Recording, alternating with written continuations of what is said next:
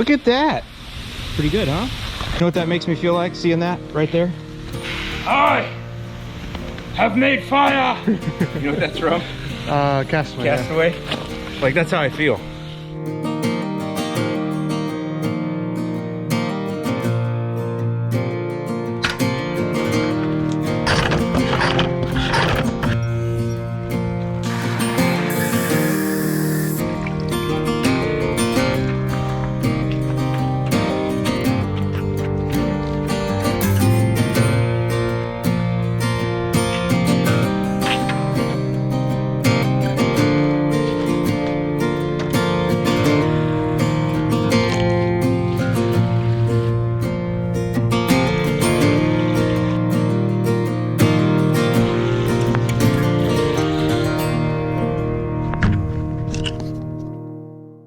What's up, y'all? I'm Alan Hain, the Lawn Care Nut. Thanks for coming back for yet another week. So this video is going to be a little bit different. The idea is I want to bring you guys tons of happy, beautiful blue skies and sunshine, because I know some of you are already starting to deal with those gray skies, but I also want to introduce you to something that I'm learning that I also think is something that many of you could put on your task list for next year, or if you're in South Florida down here, put on your task list for this year. Something that's super approachable for the DIYer. You see, when it comes to lawn care, there's two tasks that a lot of us face that have nothing to do with fertilizer, weed control, or mowing, or any of that. Those two tasks are fixing drainage problems and also irrigation.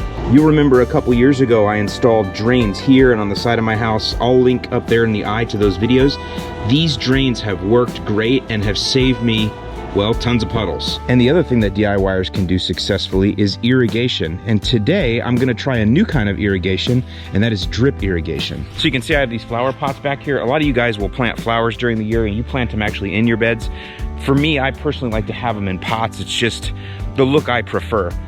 But as you saw in the beginning of the video, I've had to come out pretty much every morning. I have to come out with a bucket and water them that way. And I was looking for some way to hook this up to my irrigation system, so when I'm out of town or I can't get back here, I forget or whatever, this stuff still gets watered. And drip irrigation is exactly what I need to use. Now, I'm pretty decent with irrigation when it comes to, you know, raising sprinkler heads and stuff like that, but this is a little bit more involved, but not too much more. And the good news about doing your own irrigation is you're really not gonna mess anything up because it's outside of your house. So if you mess something up, you spring a leak or whatever, sure, you're gonna flood your lawn, but at least you're not gonna flood your living room and destroy your stereo system. The other thing is, this makes a great project to do with your kids, and you're gonna see I'm actually gonna involve my son today. Now, he's in his mid-20s, but still, it's something that he wants to learn, and we're gonna go ahead and learn it together, and we're gonna have a good time, and we'll probably use these skills in the future when we have some bigger projects that might come up maybe next year. So the first thing we're gonna do is we're gonna cut the lawn, because I don't wanna have to do all this work on top of an overgrown lawn. But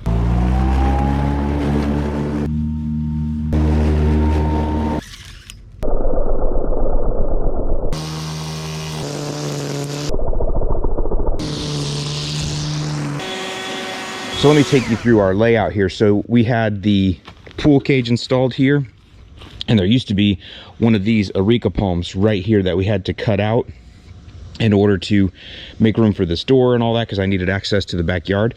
And so this irrigation line right here, this was actually feeding that palm. Now it's in the way because I need to install these stepping stones right here. So I have the base and the sand for that, but I need to move this irrigation line first. So we're actually going to use this line to feed our drip irrigation that's going to run down through there and take care of the potted plants. The next thing is I'll take you through the materials list. We got everything at Drip Depot, not sponsored, nothing like that. It just happened to be that they had the best website with the best videos, because I did the same thing that you guys do. When I was interested in doing this, I started looking for videos, I started looking for training, I started looking, you know, all that kind of stuff.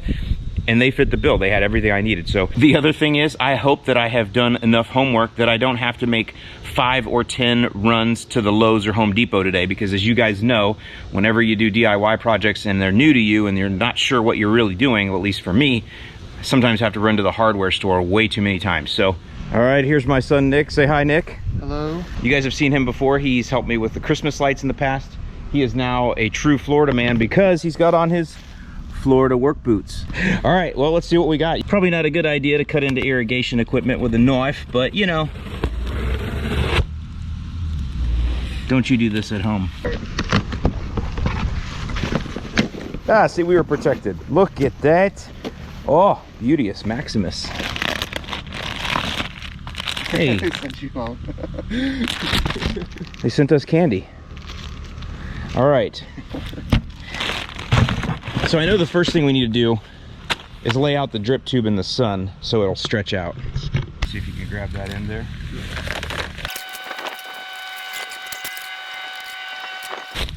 Yeah, so we got a couple kinks in it. I don't know. It doesn't feel like it's good for it, but so these are the small drip tubes. Max run 18. Oh, that's got holes in it. I didn't want that. That's my fault.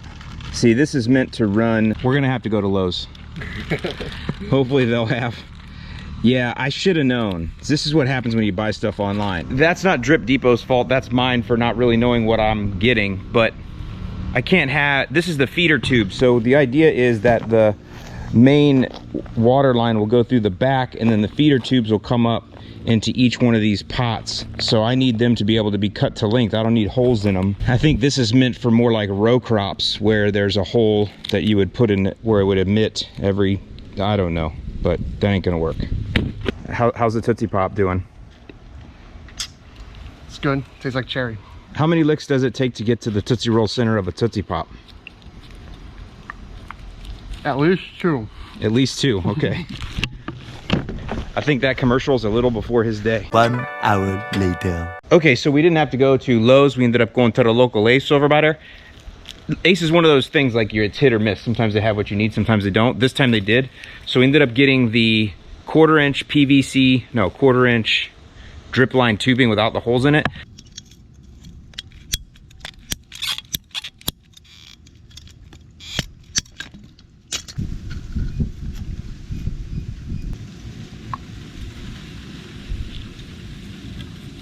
Because I'm gonna have to bury this. Because see, really those stepping stones are gonna go here. We probably should excavate this out a little bit. Let's do that next before we go too far.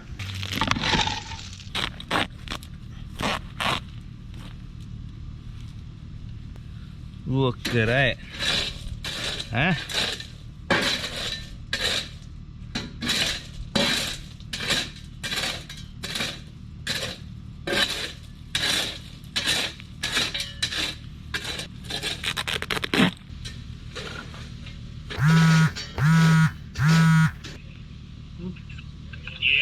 Yo, Connor, what you doing, bruh?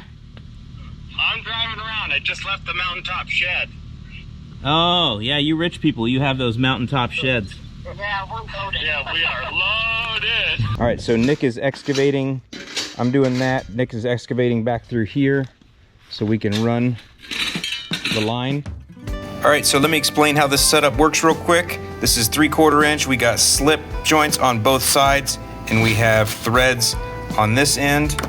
This is a Permalock adapter. You get this on Drip Depot, and this is how you adapt the PVC onto the drip. And you'll see when I do it, this screws into here, and then the drip line is able to connect right here. So that's what you're seeing in that setup. And then you'll see I connect that from the flexible PVC. I use a coupling, then I put rigid PVC and rigid PVC, and that's how I get my water source.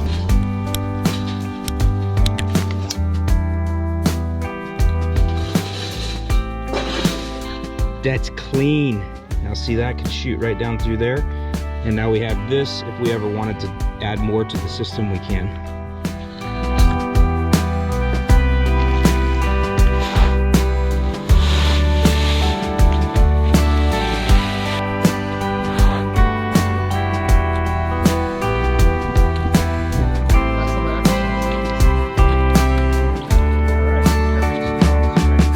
All right, so Nick did all the heavy hard work. Thanks for doing that.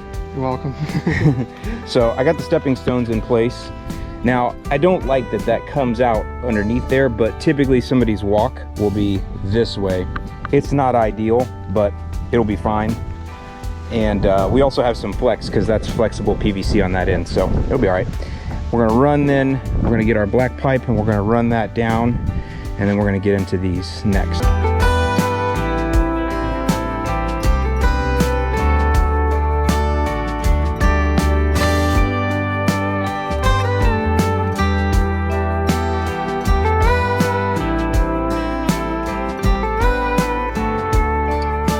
Goes all the way down. Okay. So typically what we would do is we would have to run this tubing up the side of the pot and then into the pot, right, to water it. But I don't like that because I want it to be clean. I don't want you to see these. So what we're gonna actually do is there's a hole in the bottom of every pot. We're gonna run it through that. So the way we're gonna do that, because they're already planted, ideally I could do this ahead of time and I would have been smarter, but I didn't. So what we're gonna do, let's do the little ones first because I think it'll be easier. So I have this clear poly tubing here, and this should fit inside of it. Yeah, see how that'll feed up through there? So I got a steel stake at Ace, the kind of stake you use for staking up plants, and I run that through the poly tubing, and then I actually tape the poly tubing to it, and then I shove it up through the dirt, through the pot, and when it comes out the top, then I take off the tape, and now that poly tubing is essentially all the way through the pot, and now I can run my drip line down through that poly tubing out the bottom, and then connect it with the main line underneath the rocks where it won't be seen. Okay, I want to do my best to illustrate this so you understand how this works. So the pot is essentially sitting right here, and this runs out down in the bottom, and then it goes back here and it connects to this main supply line. Now the way that you connect it to that main supply is you got to get one of these tools. Now they have different ones, but this is just the one I got. Anyway, you just kind of go to the main line and you punch a hole in it. You can see there's a hole right there. And then you need these couplers, and you put this in. Now we were using a little bit of a torch to help soften this up, which you can do. I don't have that here, but we were using a torch to soften it up. But basically you put that in there like that, and then you put this in here like this. And that's it. And then at the top, this is where you put your nozzle, I guess you call it, and it's the same thing. It just goes in there like that. You can use a little heat if you want, but there you go. Then you'll see that is what sticks up through the middle of the pot and gives you your shower spray.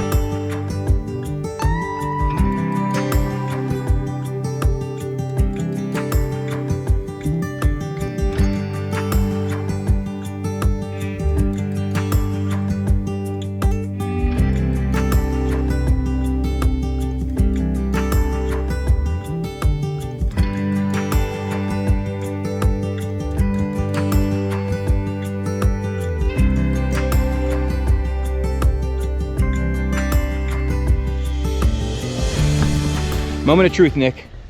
We're gonna see, number one, if these spray, and if they do spray, then we'll do some final adjustment on them, and we want to make sure that our joints aren't gonna leak.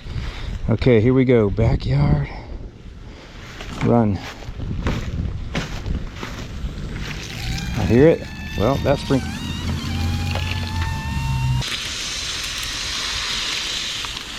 Okay. And these joints do not leak, even with or without the Flex Seal, so that's good to see. Pretty cool, huh? Yeah. Feels good to get a little cooled off, doesn't it? Yeah. See, now we can just adjust these a little bit, because you can turn them up or down.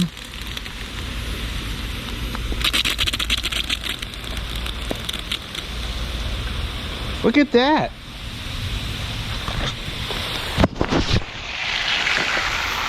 You're just getting every bit of it, aren't you? Yeah. It's really hot outside. It's all right, you can go jump right in the pool if you want.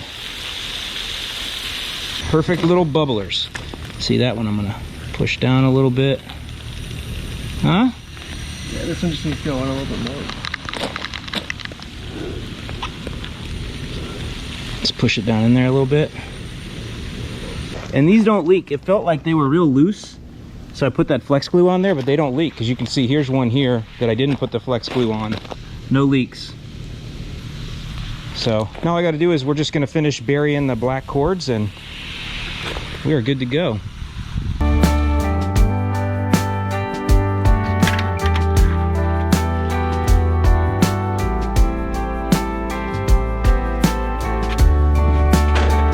Well, so there you go. It's been a couple days now. We actually got rain last night, which pummeled the flowers. But I wanted to just go over a couple quick things. So one thing I did want to point out, you'll see that we put a stake in there. That's actually the same metal stake that we used to ram that collar through there at the bottom, but we went ahead and zip tied the nozzle or the spigot or whatever you call it there to that stake. Probably I should make those stakes a little bit longer. Also, some of these will come with stakes on them already, and I didn't buy those. The other thing some people might ask is how we did the end. And I don't want to unbury it here, but basically we just kinked it, or just bent it and put a kink in it and then put a zip tie around it. In fact, there's the end of the zip tie we used. So I'm really happy with how this project turned out. It was fun for me and Nick to do this together.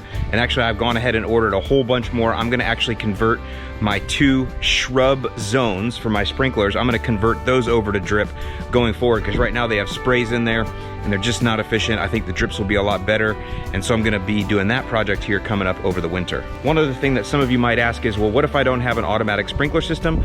Listen, just do a little bit of research. They make ways to do this from a regular hose bib, and then you can just get manual timers. So there's always a way to make something work if you just do a little bit of research. I just happen to have an in-ground sprinkler system, so I was able to tap into a zone. Which that brings up one more thing. It's probably not the smartest to tap into a lawn zone, because the lawn will require a different type of watering than the flowers do. But again, that was my only choice because I wasn't gonna run a separate zone just for that. So give and take with everything you do, and it's always a learning experience. So I hope that this has inspired you, maybe give you something to noodle on over the winter time, or if you're somebody that's down here, maybe give you a chance to take this on and try this type of a project and have a little fun. So with that, I'm Alan Hain, the Lawn Care Nut. Thank you so much for watching, and I'll see you in the lawn.